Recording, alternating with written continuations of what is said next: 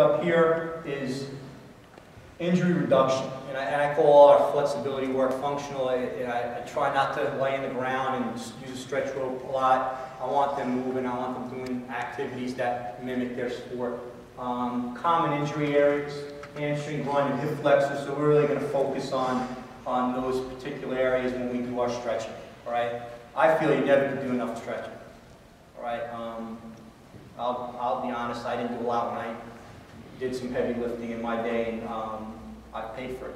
But we try to kind of force these guys to do it and get them to buy into it. We have our guys take yoga classes, and our pitchers buy into it a little bit more than our position guys, but I really feel that's very beneficial to them physically and also mentally. One of the differences, I think, just between women and men in general is ACL prevention. We spend a lot of time with our female athletes, not just softball. We do focuses on takeoffs and landings, and we usually do this softball, speaking when they come back in, usually August to September. We, in a controlled environment, we work on takeoffs and landings. We work on holding your hamstrings, engaging your hips, making sure your knees are not wobbly. And we do all this on hurdle progression over 6 inches, and it's really helped our injury rate with our girls. Knock on wood, we've been very fortunate not to have any injuries.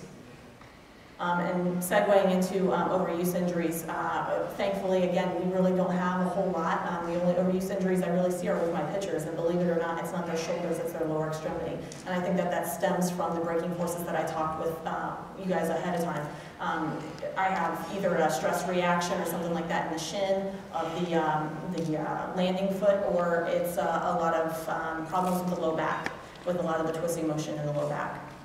The difference I see between baseball and softball and what overuse is, baseball, overuse from overtraining, right? Not only are guys, they really, they want to lift, and they lift pretty consistently, but they also play a lot more games than our softball team. Our guys come in the fall, they have their full season, they have their off season, which they're still practicing, they have their winter break, which hopefully they're lifting. They come back and there's a season starts, and then when they leave us, they go play summer ball. Pretty much all our guys play summer ball at some level. So they're never taking a break. Softball, on the other hand, I see overuse injuries from undertraining. Girls go home for the summer, they're home for the summer. All right? If they train, which our girls train pretty hard, but maybe not to the extent that I'd like them to, but the significant one is they don't play softball. Right? They go home, there's, not that I don't know any. We have a few that are on some leagues, but not really. Not a lot of them, where all our guys play at some level. All right, so now the girls come back in the fall, they have their full season, coach throws them right out on the field, let's do base running drills, let's start throwing, and we have hip flexor issues, shoulder problems right off the get-go. All right, so I look at it overuse as two different things from baseball and softball, but both can be an issue with both programs, or both sports, I should say. I think motivational approach and how you approach a female is a lot different than how you can approach a male athlete. I've coached both. And with the women, I think you got to kind of be careful because you can't enable them because they, oh, are you hurt? Are you able to do this? You can't really coddle them too much. And on the other side, you can't give them too much entitlement to where they think that they kind of run the show and that, they're the person on the team that kind of gets away with stuff or whatever. You've got to be the person that's kind of in the middle on the encouragement end, and you've always got to kind of be riding that line that I'm the coach and I'm the person that's in control.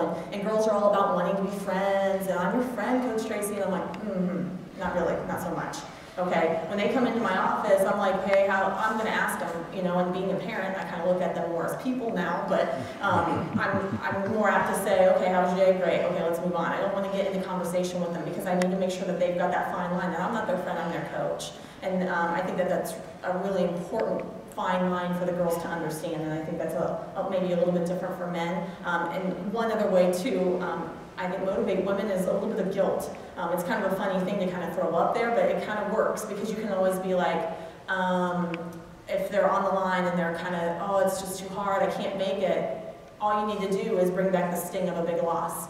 I mean, we were at Louisville and we lost. We got lit up. We got like 5 runs in 1 inning. And we're standing there like, holy cow, all I have to do is be like, you guys remember when we were at Louisville last year and we got lit up by 5 runs? You can't bring it up all the time, but every now and then you can get the sting and all of a sudden they start to feel guilty and they work hard. They will work harder for you when you bring that stuff up. And then I see a definite difference in male and female athletes, and one of them is the males connecting to their competitive nature. Our pitching coach, I put up I Use Friday Night Guy. Pitching coach does it all the time.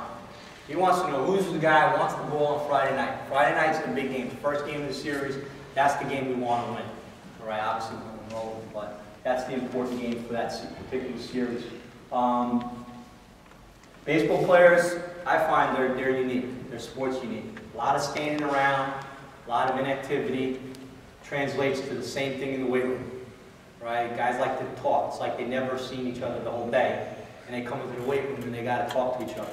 And it's challenging to get them active and moving through it. I understand the sport, and I try not to treat them the same as they are. Lacrosse team, which is a little different and a little more active in the weight room at times. Male athletes, I find, don't really accept critique as easily as females. They also don't seek out the critique. Hey, coach, am I doing this right?